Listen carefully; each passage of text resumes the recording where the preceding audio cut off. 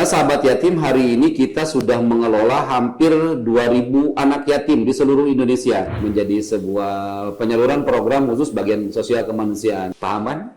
Enggak. Sampai anak yatim, saya kasih uang 300.000. 10 langkah sampean, pegang uang 300.000, itu belum miskin lagi, hilang lagi.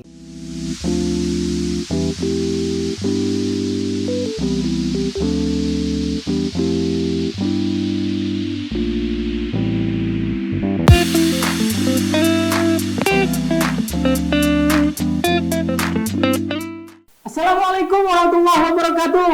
Bertemu lagi dengan saya Rais Endut. Walaupun endut tapi imut-imut, tapi tetap saya malincah, ya kan?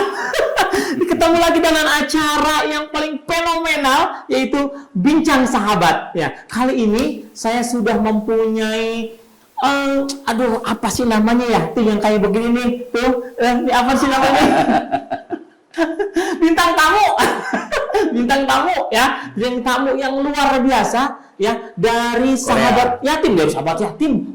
Dari sahabat dari yayasan sahabat yatim, yang sahabat yatim ini adalah sahabat yayasan yang bergerak di bidang sosial ya, yang contohnya yang untuk membantu anak-anak yatim, duafa dan macam-macam. Nah, dari yayasan ini mereka punya banyak segudang kegiatan, program-program. Nah, kali ini kita akan bahas, kita akan gali ya program-program apa saja yang ada di sahabat yatim. Nah, untuk itu saya akan memperkenalkan bintang tamu saya dari sahabat yatim ini.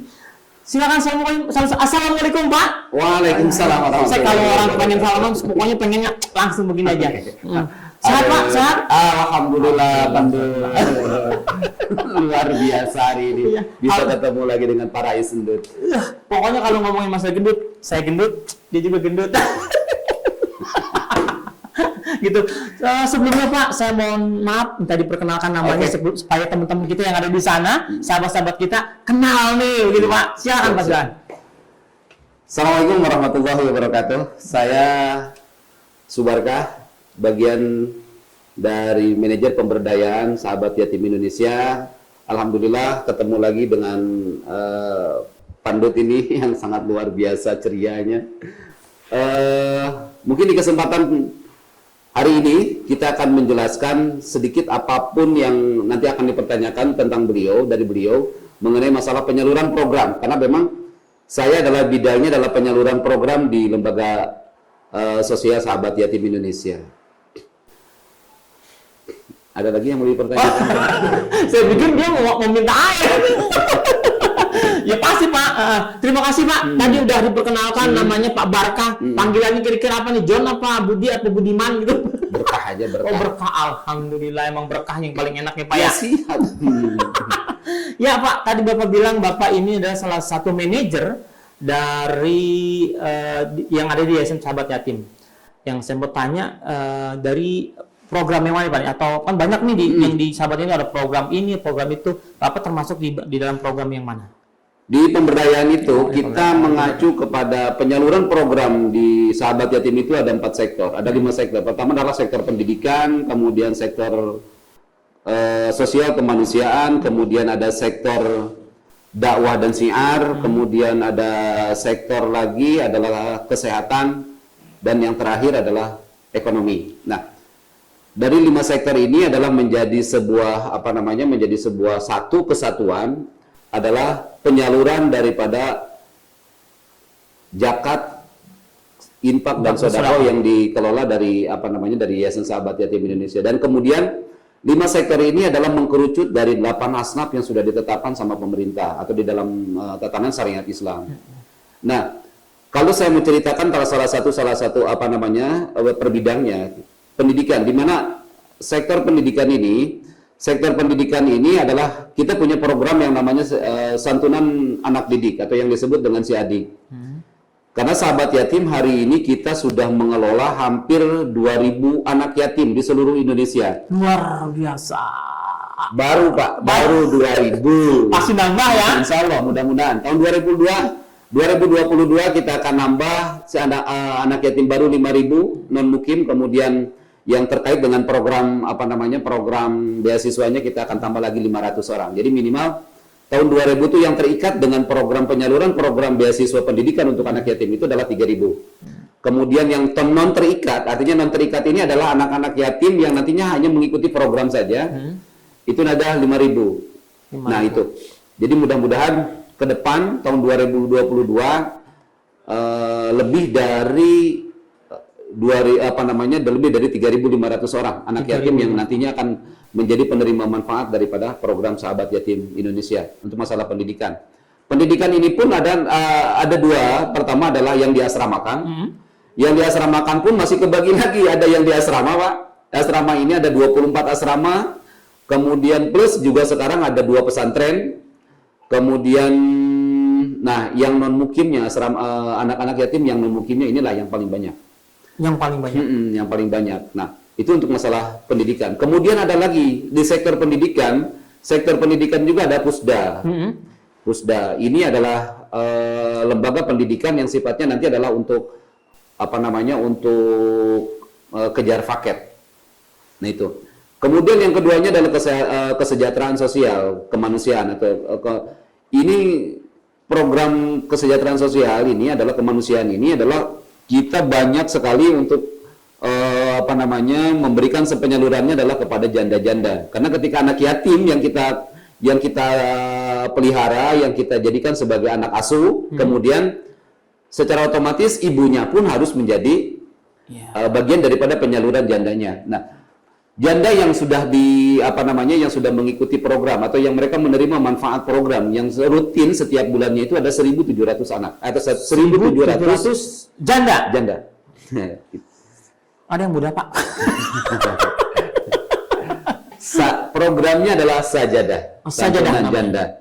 Nah, itu santunan janda duafa. Nah, ini menjadi sebuah menjadi sebuah penyaluran program khusus bagian sosial kemanusiaan.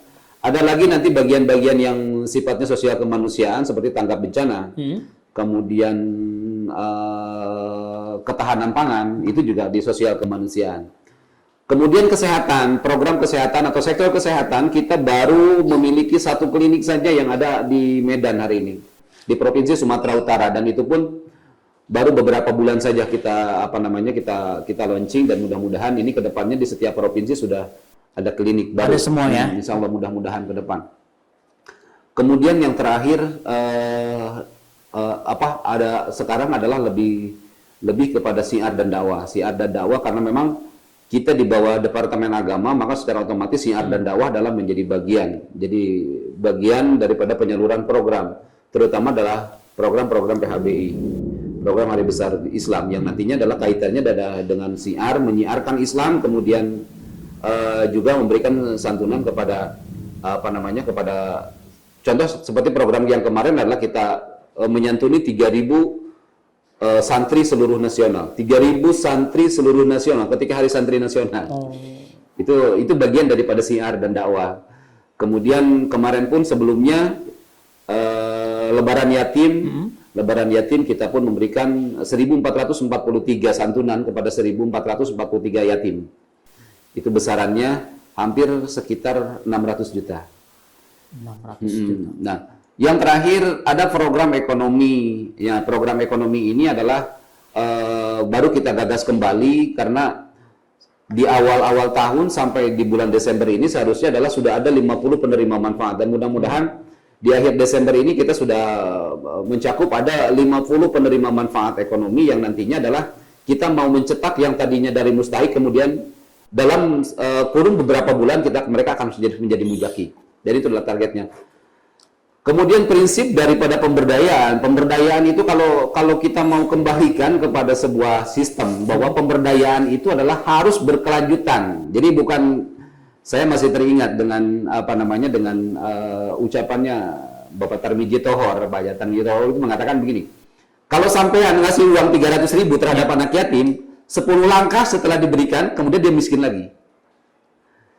Paham kan? Enggak. Sampai anak yatim, saya kasih uang 300.000, 10 langkah sampean pegang uang 300.000, itu dia miskin lagi, hilang lagi. Permasalahannya kenapa? Bisa masuk Indomaret kan? Bener.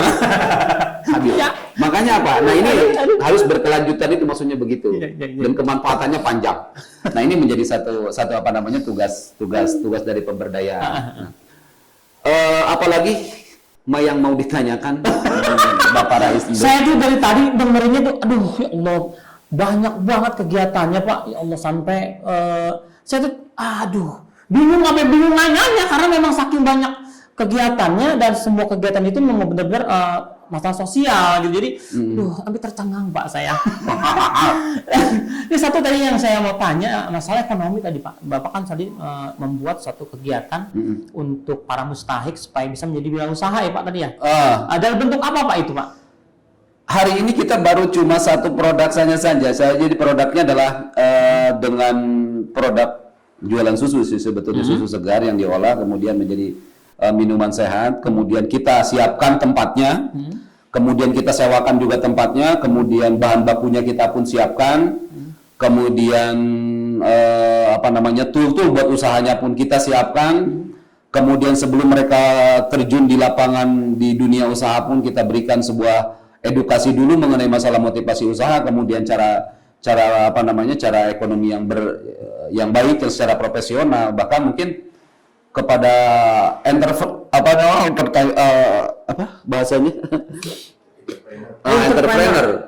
itu mereka dibina dulu. Jadi tidak bisa misalnya orang begitu mau mengambil manfaat kemudian dibiarkan mereka untuk otodidak belajar usaha di lapangan. Enggak, kita berikan edukasi dulu. Ada latihannya Pak ya. Nah, di masa-masa mereka ketika mereka belum mempunyai pendapatan secara tetap, karena misalnya begini, Abang Ndut baru menerima manfaat kan di bulan-bulan pertama kan belum tentu Abang dapat omset kan. Nah, maka di bulan-bulan pertama ini masih kita berikan apa? Salary. Gaji.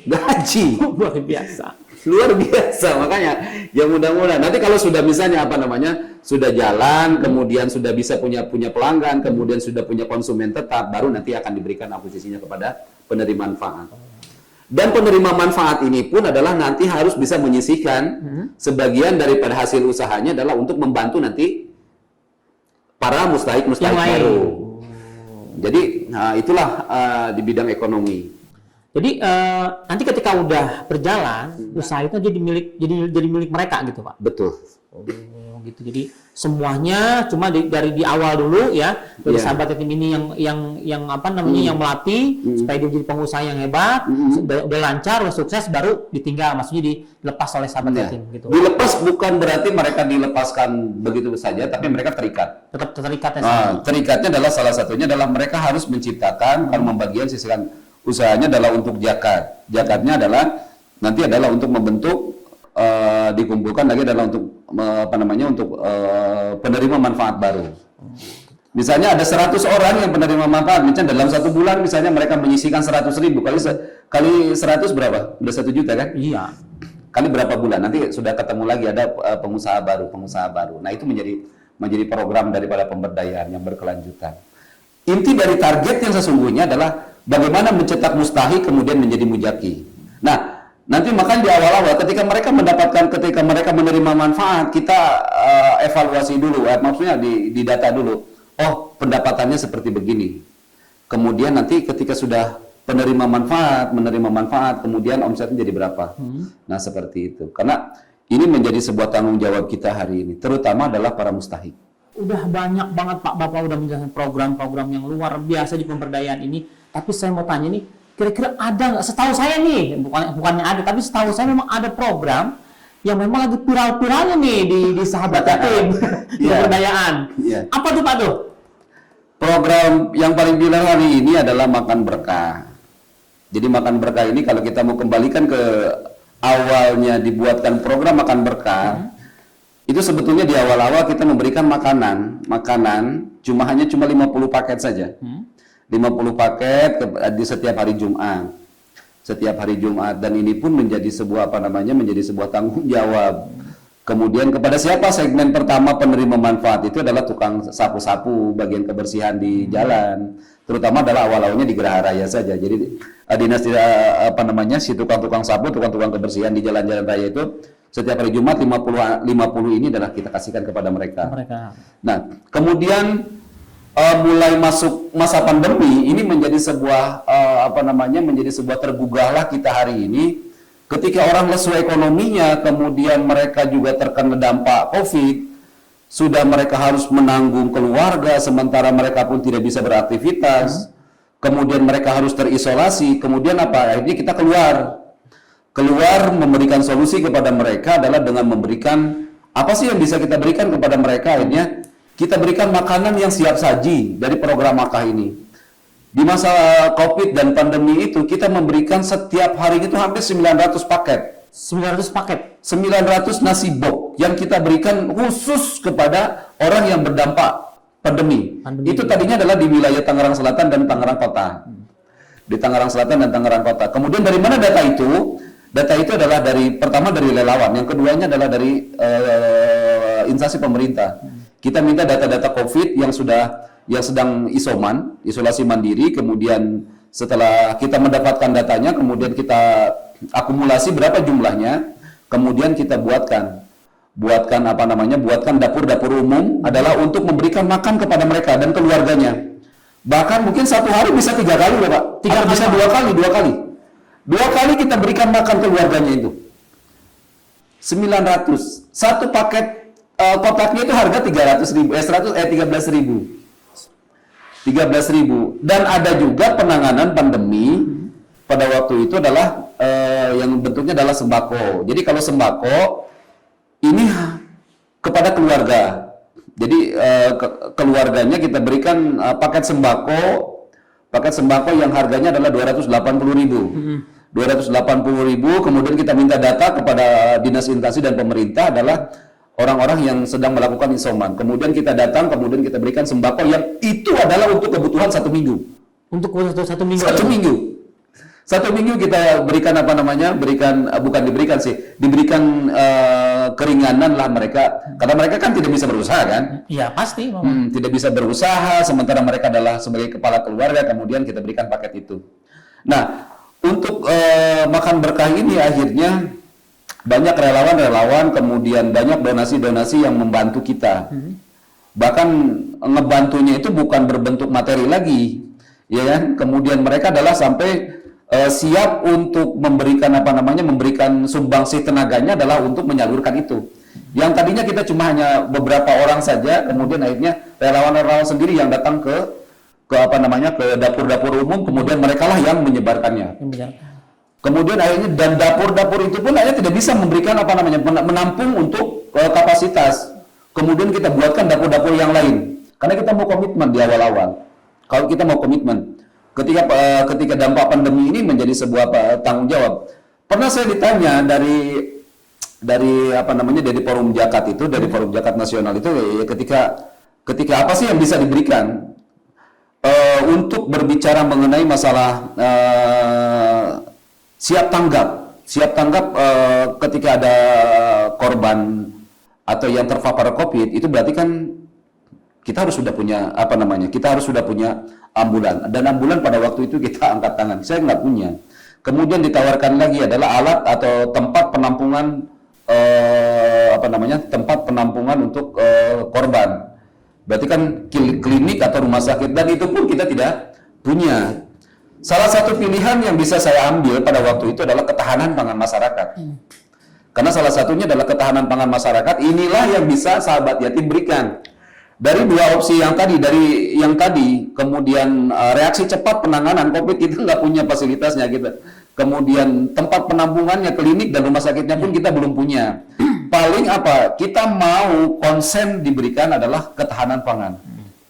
Nah, alhamdulillah dengan program makan berkah ini menjadi sebuah top program di masa itu. Kemudian sampai sehari itu hampir 1.000 paket kita sebarkan di 3 wilayah.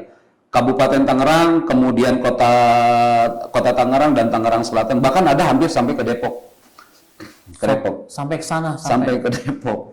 Nah itu, dan ada beberapa dapur, kemudian kita buatkan dapurnya, ada di Ciputat juga ada, kemudian di Karangtengah juga ada, kemudian di Tangerang Kota ada, di Kabupaten ada, di Tangerang Selatan pun ada 3 kalau nggak salah. Nah itu menjadi sebuah menjadi sebuah tanggung jawab kita adalah untuk ketahanan pangan orang yang terpapar COVID. Dan sampai hari ini pun maka masih tetap berjalan. Masih berjalan sampai Masih berjalan.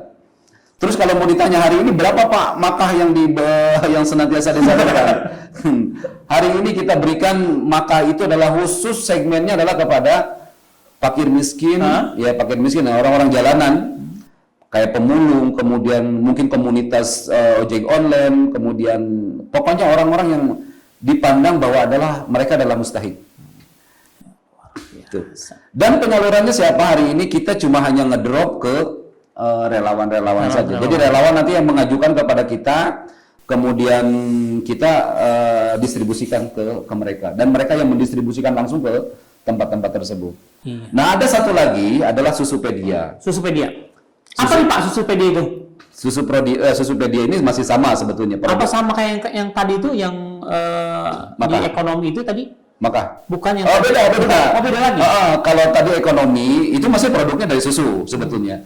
Nah, yang kedua kalau hari ini kalau Susupedia ini beda. Kalau Susupedia ini adalah di programnya adalah program kesehatan. Produknya tebar gizi. Tebar gizi namanya. Tebar gizi. Awal-awalnya Susupedia ini adalah kita salurkan adalah untuk memberikan gizi ke anak-anak sekolah. Kemudian dari mana susunya kan? Pasti akan ditanya seperti itu yang saya belum nanya. Susunya kita alhamdulillah diberikan amanah sama Allah. Kita punya peternakan susu sendiri, sapi sendiri. Kita punya peternakannya, kemudian kita peras sendiri, insya Allah mudah-mudahan steril semuanya, kemudian kita olah sendiri tanpa bahan pengawet. Tanpa bahan pengawet. Tanpa bahan pengawet. Murni 100%. Murni 100%. Paling cuma hanya nanti ada dikasih perasa atau dikasih gula saja.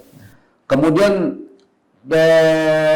penyalurannya kemana? Nah, ketika anak sekolah stop kemarin, maka secara otomatis penyaluran gizi yang tadinya adalah segmennya anak sekolah kan stop nih. Anak-anak sekolah nggak jalan kan? Nggak jalan. Ya. Kemudian apa? Ke TK-TK. TK-TK yang masih jalan. Nah, kemudian TK-TK pun karena kasus pandemi pun masih terbatas. Akhirnya adalah kita paketkan. Paketkan itu adalah paket gizi itu adalah nasi berkah ya atau nasi kotak plus dengan susunya. Ya, sama-sama bergizi Pak. Itu satu paket. Makanya apa? Ini menjadi satu harapan. Jadi pada saatnya nanti ini sudah normal lagi, kemudian pendidikan sudah normal lagi, anak-anak sekolah sudah mulai normal lagi. Karena hajat di awal diadakannya Susupedia ini adalah untuk untuk kebutuhan gizi anak-anak. Nah, seperti itu. Penanggung jawab khusus juga mengenai masalah penanganan COVID. Kita bekerja sama awalnya kita dengan BPD, Badan Penanggulangan Bencana Daerah yang non alam. Karena COVID ini kan sebetulnya non alam, beda dengan gunung meletus ya, non alam. Jadi kita bekerja sama dengan BPD, kemudian Dinas Kesehatan dan pemerintah Tangerang Selatan, kemudian TNI Polri yang ada di Tangerang Selatan adalah untuk ikut aktif penanganan mengenai masalah program pemerintah mengenai masalah vaksinasi. Karena salah satu daripada program kesehatan di samping gizi, tebar gizi, kemudian kita harus ikut aktif dalam penanganan vaksinasi. Nah, terus berapa sih yang sudah menerima program vaksinasi yang sudah diselenggarakan dengan Sahabat Yatim yang berkolaborasi dengan instansi pemerintah? Itu pertama kita di Transmart itu ada 2.000 orang. 2.000 orang dengan 2 season. Season pertama 1.000 berarti kan 1.000 itu 2 kali loh, Mas. Iya. Karena vaksin 1, vaksin 2. Iya, benar. Kemudian yang kedua, kemudian baru kita di Kelurahan Paku Jaya 1.000, berarti sudah berapa? Udah 3.000. 3.000, kemudian di SMP 16 500. Nah, 3.500 kita terlibat aktif dan kartunya pun kita yang buat, kemudian adminnya pun Sahabat Yatim yang langsung diedukasi dari Departemen Kesehatan. Dari semua relawan itu masuk di situ ya Pak ya? Ya, di situ. Nah, itu menjadi sebuah menjadi sebuah kalau bahasa Viral ya, kemarin-kemarin viral gitu. Viral kan. banget Pak, itu viral memang. Setahu saya juga pernah lihat juga langsung ke apa sih namanya, ke Transmart itu waktu itu yang pertama ya Pak ya, di Transmart Iya. kan. Saya sempat datang juga sih tuh. Luar biasa semua yang saya lihat, apa namanya, orang-orang memang orang relawan-relawan dari sahabat yatim semua itu. Ya, satu lagi Pak, pertanyaan saya yang paling mendasar kira-kira nih dari program ini dari tebar gizi gitu, mungkin akan terus lagi tebar gizi ini akan dilakukan, atau mungkin akan ada program yang lain yang akan digelontorkan kembali nih. Kalau kita bicara masalah penyaluran program, selama kita masih ada donasi yang menitipkan zakat, infak dan sedekahnya ke sahabat yatim, karena itu sudah menjadi kewajiban kita untuk menyalurkannya. Karena sahabat yatim hanyalah sebatas wasilah saja, jembatan dari mujaki kepada mustahik. Dan bicara mengenai masalah tebar gizi, itu adalah bagian daripada sektor kesehatan. Karena yang diperintahkan, yang diwajibkan hari ini dalam penyaluran program itu adalah di samping pendidikan, kemudian kesehatan, kemudian sosial kemanusiaan, dan dakwah dan ekonomi. Jadi berbicara masalah gizi ini adalah masuk kepada sektor kesehatan. Dan itu sudah menjadi hal yang wajib yang diamanatkan dari pemerintah hari ini, karena kita adalah di bawah, kita sudah diberikan legal ya, atau diberikan hak untuk pengelolaan zakat secara nasional. Maka secara otomatis di dalam penyalurannya pun itu sudah harus ngikutin kepada aturan juklak yang sudah ditetapkan sama pemerintah. Nah, mengkerucut kepada pertanyaan apakah nanti gizi ini masih berlanjut? Pasti dan harus tetap berlanjut. Kemudian kedepannya apakah nanti ada program-program baru mengenai masalah gizi? Nah, tinggal nanti adalah kita harus melakukan dulu riset di masyarakat. Iya. Karena apa yang paling dibutuhkan di masyarakat hari ini, nah itu kita harus memberikan jawaban hari ini. Dan mudah-mudahan ke depan saya juga berharap kepada semua pihak yang ada hari ini adalah yang terlibat aktif dan membantu kita di dalam penyaluran program ini. Ya mudah-mudahan nanti ada masukan-masukan kepada sahabat yatim, bahkan mungkin perbaikan program sahabat yatim, atau mungkin usulan-usulan program mengenai masalah tebar gizi. Karena hari ini kita pandang bahwa bicara mengenai masalah tebar gizi tentang makan berkah, kemudian Susupedia, 2022 saya akan tingkatkan kapasitas penyaluran programnya dari 25% dari sekarang. Dari 2021.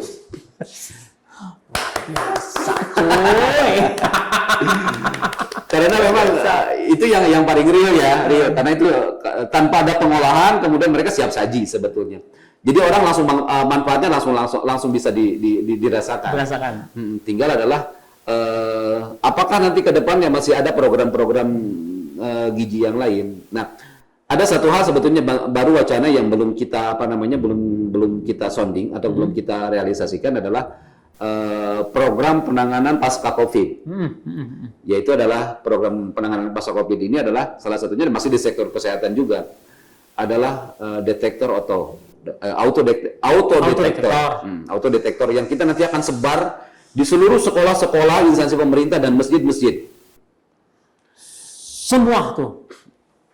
Iya. Baru program itu sampai itu tuh pokoknya nanti bakal akan digelontorkan nih. Di sekolah-sekolah yang nantinya ketika mereka anak masuk itu sudah ada detektornya. Jadi tidak perlu lagi pakai satpam, tidak perlu pakai cek itu. Mereka tinggal cuma menatap mukanya saja dan otomatis. Kemudian instansi pemerintah, kemudian juga masjid-masjid yang nanti bisa kolaborasi dengan kita. Karena tidak setiap masjid juga pakai itu. Berarti kan masjid-masjid yang memang masjid-masjid yang khusus mereka menerapkan protokol kesehatan, dan kita akan bantu seperti itu. Ya mudah-mudahan ke depannya tahun 2022 ini minimal ada 500 penerima manfaat itu. Amin. Ini Pak, ada kadang-kadang yang di benak saya nih, terkadang banyak kan kejadian-kejadian yang kadang-kadang orang yang memberikan makan berkah, tapi ternyata viral kan belum lama kan dikasih makanan, dibungkus, dikado, nggak tahu ini isinya sampah, gitu kan. Nah yang jadi pertanyaan saya, makanan-makanan yang diberikan itu higienis atau apa, makanan yang bagaimana maksudnya yang diberikan?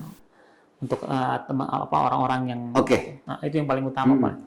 Pertama, untuk makanan yang diberikan, dalam bentuk pertama adalah makanan yang adalah siap saji, di mana di dalamnya adalah nasi yang sudah diolah, kemudian dikemas juga dengan sangat higienis, dengan plastik lagi dibungkus, kemudian si lauknya pun tidak digabung dengan nasinya biar tidak basi, kemudian lauknya pun khusus dimasukkan di dalam plastik lagi, kemudian sambal dan sayurnya pun adalah tidak digabungkan. Mereka juga sama-sama artinya punya apa namanya? Artinya kalau produksi pagi itu jam 3 sore itu masih belum basi, saya jamin.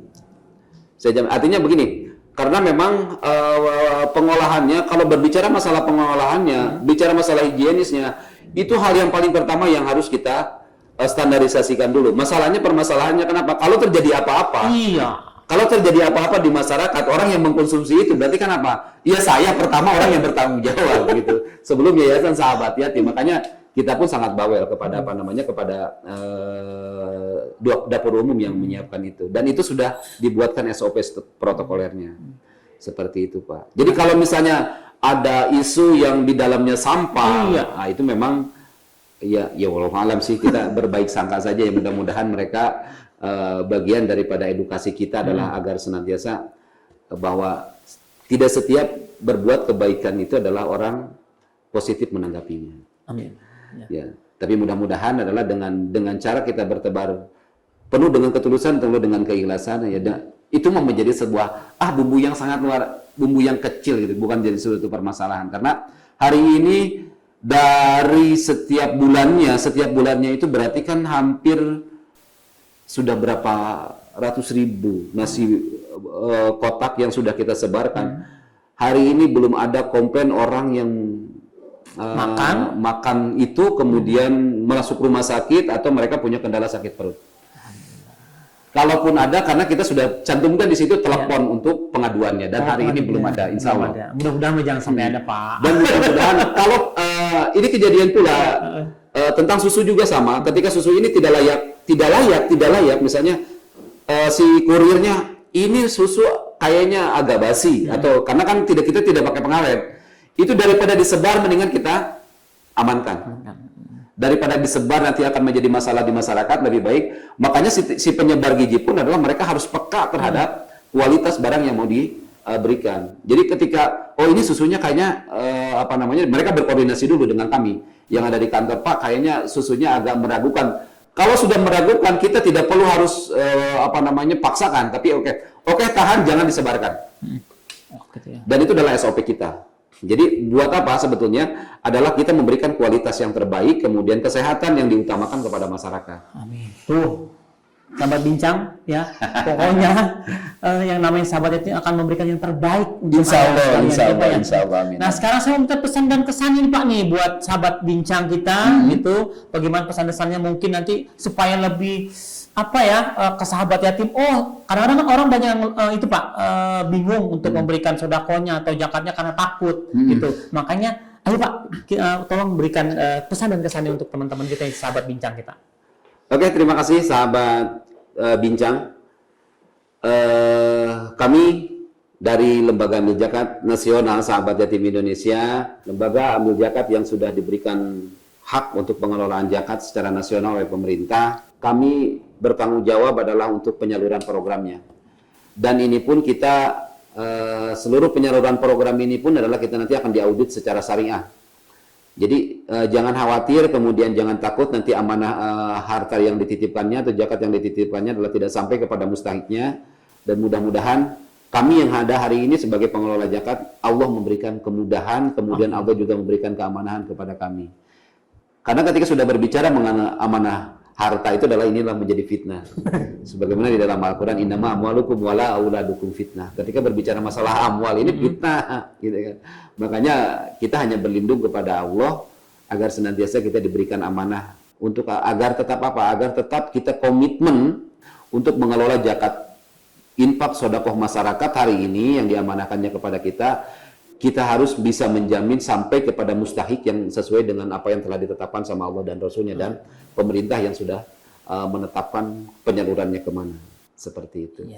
Dan setiap bulannya saya sebagai penanggung jawab, kita langsung berikan sebuah berikan laporan pertanggungjawaban keuangan penyaluran program. Setiap bulannya, setiap tanggal 4 di awal bulan, kita laporkan seluruh penyaluran program, baik secara publis ya, baik di IG, kemudian di di WhatsApp, kemudian di Facebook, itu kepada para donatur kita berikan laporan pertanggungjawabannya. Jadi jangan khawatir, setiap bulannya bapak-bapak sekalian, para dermawan sekalian, itu bisa mengupdate dana dan harta yang dititipkan ke kami, itu sudah kita buatkan setiap bulannya adalah laporan pertanggungjawabannya atau laporan penyaluran programnya. Seperti itu. Ini adalah untuk menjaga keamanahan daripada bapak-bapak sekalian yang mengamanahkan hartanya di Sahabat Yatim Indonesia. Amin. Seperti itu. Jadi kalau pengen cari ambil zakat ya yang amanah, nah Sahabat Yatim Yatim aja. Begitu Pak? Insya Allah kita amanah ya Pak ya. Mudah-mudahan. Terima kasih banyak Pak sudah berada di tengah-tengah kita di bincang-bincang Sahabat Yatim, sahabat kita nih, sahabat semuanya ya. Mudah-mudahan kita bisa ketemu lagi dan mudah-mudahan banyak program yang akan dibuat oleh Bapak nih supaya semua masyarakat bisa menikmatinya nih. Alhamdulillah, mudah-mudahan amin. Terima kasih banyak Pak. Oke, siap. Terima kasih banyak. Oke, terima kasih Sahabat Yatim. Kita akan ketemu lagi dalam acara Sahabat Bincang-Bincang Sahabat dengan saya Rais Bud dan saya Ari. Assalamualaikum warahmatullahi wabarakatuh. Waalaikumsalam warahmatullahi wabarakatuh.